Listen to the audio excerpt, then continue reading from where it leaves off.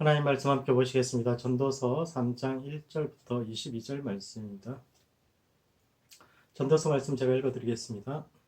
범사에 기한이 있고 천하 만사가 다 때가 있나니 날 때가 있고 죽을 때가 있으며 심을 때가 있고 심은 것을 뽑을 때가 있으며 죽일 때가 있고 치료할 때가 있으며 헐 때가 있고 세울 때가 있으며 울 때가 있고 웃을 때가 있으며 슬퍼할 때가 있고 춤출 때가 있으며 돌을 던져버릴 때가 있고 돌을 거둘 때가 있으며 안을 때가 있고 안는 일을 멀리할 때가 있으며 찾을 때가 있고 잃을 때가 있으며 지킬 때가 있고 버릴 때가 있으며 찢을 때가 있고 꿰맬 때가 있으며 잠잠할 때가 있고 말할 때가 있으며 사랑할 때가 있고 미워할 때가 있으며 전쟁할 때가 있고 평화할 때가 있느니라.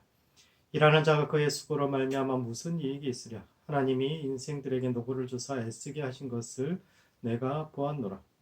하나님이 모든 것을 지으시되 때를 따라 아름답게 하셨고 또 사람들에게는 영원을 사모하는 마음을 주셨느니라. 그러나 하나님이 하시는 일의 시종을 사람으로 측량할 수 없게 하셨도다. 사람들이 사는 동안에 기뻐하며 선을 행하는 것보다 더 나은 것이 없는 줄을 내가 알았고 사람마다 먹고 마시는 것과 수고함으로 낙을 누리는 그것이 하나님의 선물인 줄도 또한 알았도다. 하나님께서 행하시는 모든 것은 영원히 있을 것이라 그 위에 더할 수도 없고 그것에서 덜할 수도 없나니 하나님이 같이 행하심은 사람들이 그의 앞에서 경외하게 하려 하심인 줄을 내가 알았도다. 이제 있는 것이 옛적에 있었고 장래에 있을 것도 옛적에 있었나니 하나님은 이미 지난 것을 다시 찾으시느니라. 또 내가 해 아래에서 보건대 재판하는 곳 거기에도 악이 있고 정의를 행하는 곳 거기에도 악이 있도다. 내가 내 마음속으로 이르기를 의인과 악인을 하나님이 심판하시리니 이는 모든 소망하는 일과 모든 행사에 때가 있음이라 하였으며 내가 내 마음속으로 이르기를 인생들의 일에 대하여 하나님이 그들을 시험하시리니 그들이 자기가 짐승과 다름이 없는 줄을 깨닫게 하려 하심이라 하였노라. 인생이 당하는 일을 짐승도 당하나니 그들이 당하는 일이 일반이라.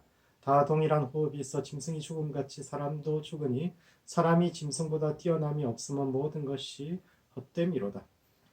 다 흙으로 말미암았으며 다 흙으로 돌아가나니 다 한 곳으로 가거니와 인생들의 혼은 위로 올라가고 짐승들의 혼은 아래 곧 땅으로 내려가는 줄을 누가 알랴. 그러므로 나는 사람이 자기 일에 즐거워하는 것보다 더 나은 것이 없음을 보았나니 이는 그의 몫이기 때문이라. 아, 그의 뒤에 일어날 일이 무엇인지를 보게 하려고 그를 도로 데리고 올 자가 누구이랴. 아멘. 전도서는 욥기와 더불어 후기 지혜서라고 불리는데 이는 잠언 같은 전기 지혜서보다 나중에 나왔다는 의미이기도 하지만 인생 후반기에 필요한 지혜라는 뜻도 가지고 있습니다. 후기 지혜는 원하는 것은 무엇이든지 할 수 있을 것 같은 인생 전반기에는 크게 와닿지 않지만 살아온 날보다 살아갈 날이 많지 않고 열심히 산다고 살았는데 이루어놓은 것은 없으며 세상으로부터 혜택을 받고 누린 것도 없는데 어느새 기성세대로서 시대에 대한 책임을 져야 하는 자리에 선 이들이 한 번쯤 읽어보아야 할 책인데 그 전도서 3장이 오늘을 살아가는 우리의 삶과 신앙에 던지는 의미가 무엇인지에 대해 함께 생각해보는 시간을 갖도록 하겠습니다. 첫 번째, 모든 일에는 때가 있습니다.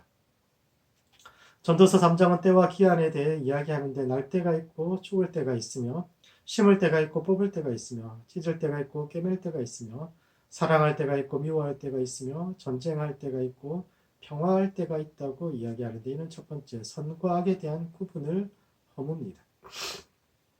범사에 기한이 있고 때가 있다고 진술하는 1절부터 8절까지는 당연한 것에서 시작해서 당연하지 않은 것으로 논지를 확대하고 있는데 이런 종류의 글에서 화자가 이야기하고자 하는 바는 최종 진술에 달려 있습니다. 날 때가 있고 죽을 때가 있으며 심을 때가 있고 심은 것을 뽑을 때가 있는 것은 당연한 것이요 비교의 대상이 되는 두 때 사이에는 도덕적 판단이 들어가 있지 않습니다. 태어나는 것은 선하고 죽는 것은 악한 걸까요?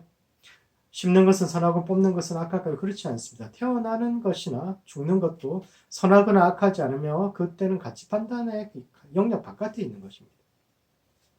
그러나 마지막 8절은 다릅니다. 사랑할 때가 있고 미워할 때가 있으며 전쟁할 때가 있고 평화할 때가 있는데 사랑과 미움이나 전쟁과 평화는 앞서 나온 비교 대상들처럼 가치 중립적이지 않습니다. 평화는 옳고 전쟁은 나쁘며 사랑은 옳고 미움은 나쁩니다. 물론 나쁜 평화가 있을 수 있고 좋은 전쟁이 있을 수도 있지만 그렇다고 전쟁과 평화를 같은 선상에 올려놓고 생각할 수는 없습니다. 흔히 정의로운 전쟁이라는 말을 많이 쓰지만 폭력을 통해 전쟁의 본질이 폭력을 통해서 나의 의지를 상대방에게 강요하는 것인데 그런 전쟁이란 말 자체가 근본적으로 정의라는 말과 함께 쓸 수 없는 단어이지 않습니까? 지금은 전쟁이 흔하지 않지만 일상적으로 전쟁을 겪었던 고대 사람들에게 이 둘은 같은 무게를 지니고 있지 않은데 전도서 기자는 때가 있다는 말로 두 가지의 가치를 평화로운 전쟁과 그리 다르지 않다고 서로를 상대화시키고 있습니다. 그런 상황과 조건에 따라서 전쟁이 선하고 평화가 악할 수 있다는 가능성을 열어놓는데 이는 기존의 가치관을 뒤흔드는 것이요 경계선을 흐리는 행동입니다. 그렇다면 왜 전도자는 선과 악의 기준을 흔들고 있을까요? 지혜라는 것은 무엇이 옳고 그른지에 대한 분명한 기준점을 제시하고 그래서 우리가 어떤 삶을 살아야 되는지 어떤 것을 선택해야 할지를 분명히 말해주어야 하는데 전도서는 오히려 선과 악에 대한 모호함을 가르치는데 이것이 후기 지혜의 특징입니다. 전도서는 살을 찢는 것은 나쁜 짓이지만 의사가 치료를 위해서 한다면 오히려 선이 될 수 있는 것처럼 인생에는 절대적인 기준이 없다고 이야기하고 있습니다. 두 번째, 그렇다면 왜 전도자는 선과 악의 기준을 뒤흔들고 있을까요? 왜냐하면 우리에게 선택의 자유를 주기 위해서입니다. 속담 중에 뭘 알아야 면장을 하지 라는 말이 있는데 여기서 면장이란 담벼락을 피한다 라는 뜻입니다. 흔히 면장을 읍이나 면과 같은 마을의 대장이라고 생각하지만 사실 이 말은 논어에 공자가 쓴 논어에 나오는 말로 주남과 소남의 시를 읽지 않으면 담장을 마주 대하고 있는 것과 같다 라는 구절에서 비롯된 말입니다. 담장을 대한다는 것은 막힌 길을 뜻하는데 살다 보면 사방이 꽉 막힌 것과 같은 상황을 만날 수 있습니다. 앞으로도 갈 수 없고 뒤로도 갈 수 없고 옆을 돌아봐도 어디 갈 데가 없는 벽 앞에 서 있는 것 같은 때가 있는데 지혜 없는 사람 늘 인생이 그렇다라는 겁니다. 지혜가 없으면 인생이 사방이 꽉 막힌 그런 담 앞에 서 있는 것과 같다라는 겁니다. 벽은 사람에게서 선택권을 박탈합니다. 삶에서 벽에 부딪힌다라는 것은 자신의 능력으로는 더 이상 할 수 없는 상황에 놓이게 된다라는 것인데 사람들은 대개 벽 앞에서 두 가지 선택을 합니다. 한 가지는 스스로 벽이 되어버리는 겁니다.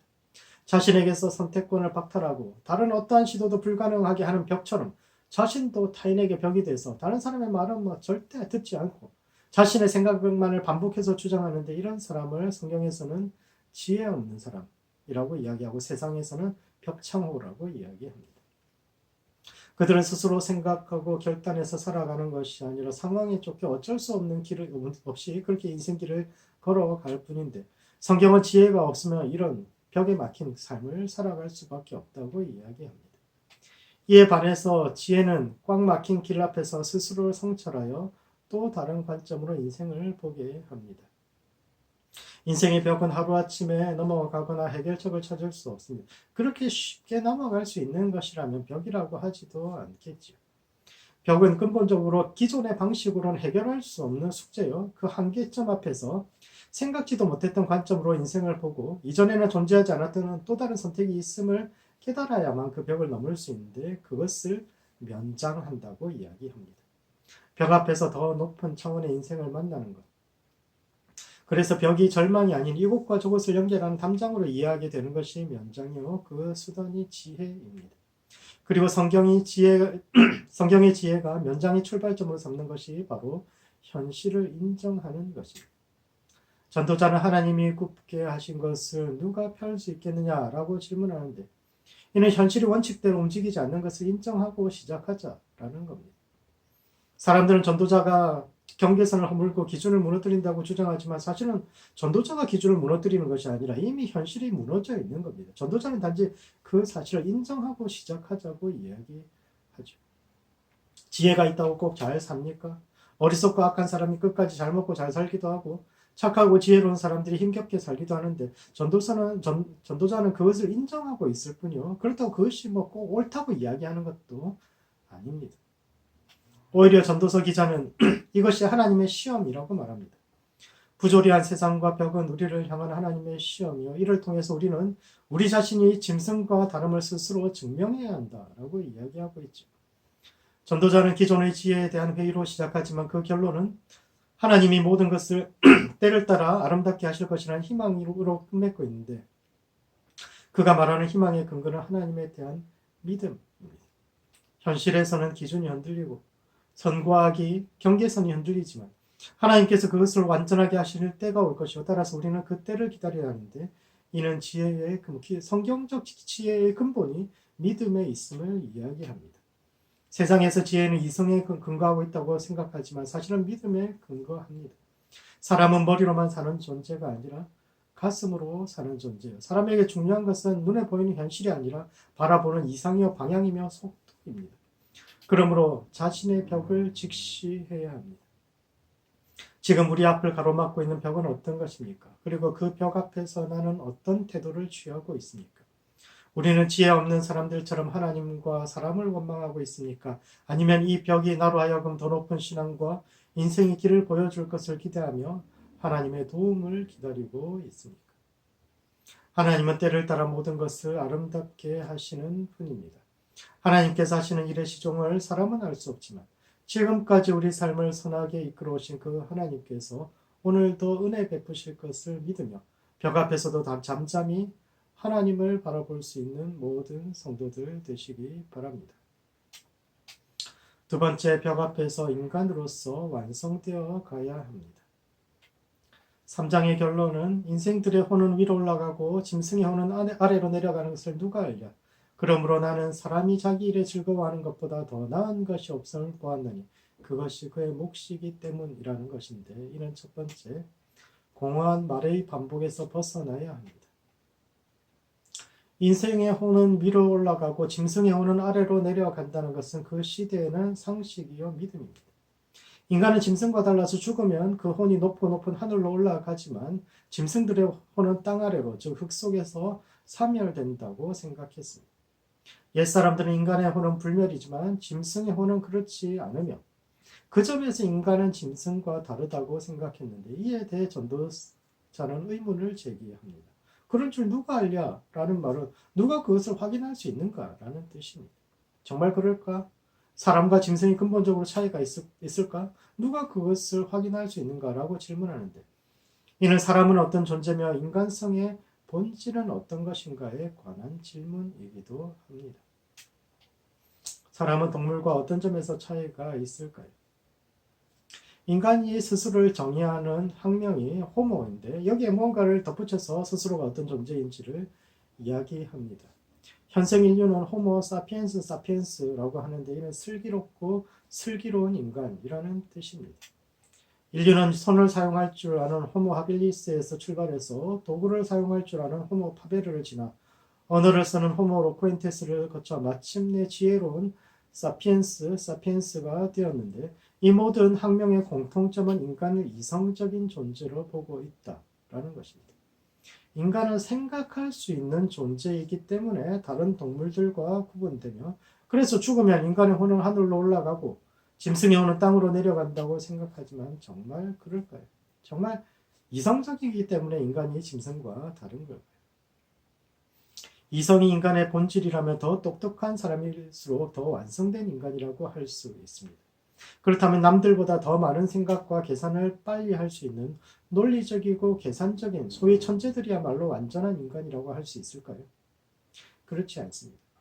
인간의 인간됨은 이성보다는 오히려 감성에 가깝습니다.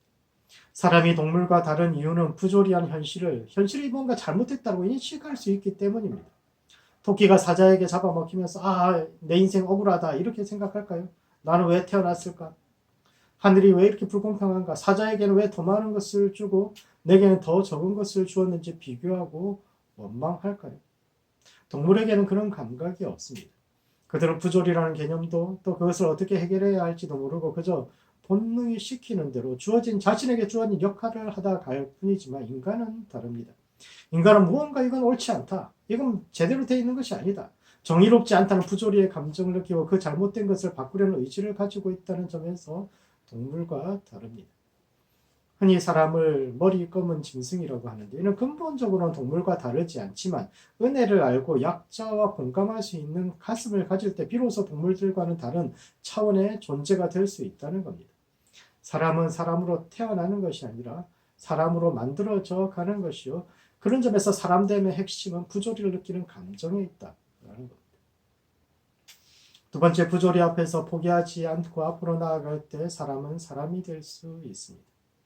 전도서 3장의 결론은 현재를 즐기라는 겁니다. 그런데 이 주장의 이면에는 아직도 포기하지 않은 이상과 변화에 대한 갈망이 남아 있습니다. 현재를 즐기라는 이야기는 현실이 그렇게 즐길만 하지 않다는 것을 인정하는 것이요. 인생이 힘든 이유는 아직 포기하지 않았기 때문입니다. 포기하면 편합니다. 포기하고 체념해버리면 인생은 더 이상 고달프지 않은데, 왜냐하면 더 이상 기대가 없기 때문이죠. 고통은 삶에 대한 기대가 남아있기 때문에 오는 것이요. 그런 점에서 전도자가 현재를 즐기라는 것은 포기하지 않고 앞으로 계속 나아가라라는 뜻입니다. 인간은 부조리를 인식하기 때문에 고통을 느낍니다. 세상이 왜 이렇게 잘못되어 있을까? 정말 하나님이 존재하시고 그분이 전능하시고 그분이 세상을 다스린다면 세상이 좀 더 정의로워야 하지 않을까? 하나님이 전능하신 하나님, 정의로우신 하나님이 다스린 세상이 이렇게 부조리하다는 것은 전능한 하나님이 존재하지 않거나 혹은 그분이 정의롭지 않다는 반증이 아닐까라고 생각하며 애꿎은 하나님 탓을 하기도 하는데, 왜냐하면 사람에게는 원망할 대상이 필요하기 때문이죠.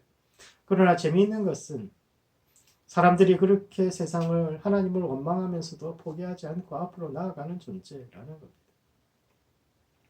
우리는 저마다 세상을 바라보는 렌즈를 가지고 있어서 그 렌즈를 통해서 세상을 바라보는데, 어떤 사람의 세상은 모두 빨갛게 보이고 어떤 사람의 시선에는 세상 모든 것이 파랗게만 보이기도 합니다. 그리고 우리가 세상을 바라보는 그 렌즈와 실제 세상의 모습이 일치하지 않을 때 우리가 혼란과 고통을 느끼는데, 특이한 것은 동물들은 현실과 생각이 다르면 생각을 바꾸지만 인간은 반대로 생각에 따라서 현실을 바꿀 생각을 한다는 겁니다. 사람들이 모두 현실에 맞추어 살기만 했다면 인류는 결코 하늘을 날지 못했을 겁니다. 보이는 세상이 전부인 줄 알고 살았더라면 사람들은 지금도 움막에서 사냥이나 하며 살았을 겁니다. 그러나 사람들은 불가능하다고 멈추지 않고 힘이 없다고 포기하지 않으며 현실에 만족하지 않고 끊임없이 변화하고 앞으로 나아가고자 하는 향상심을 가지고 있는데, 이것이 인간성의 본질이요. 그것이 인생의 고통을 가져오지만 또한 그것이 우리를 사람으로 남게 합니다. 인간은 늘 꿈을 꾸고 불가능에 도전하기 때문에 현실을 변화시켜 왔으며, 이와 같이 불의한 세상에서도 스스로 인간됨을 지키려고 노력하기에 여기까지 올 수 있었습니다.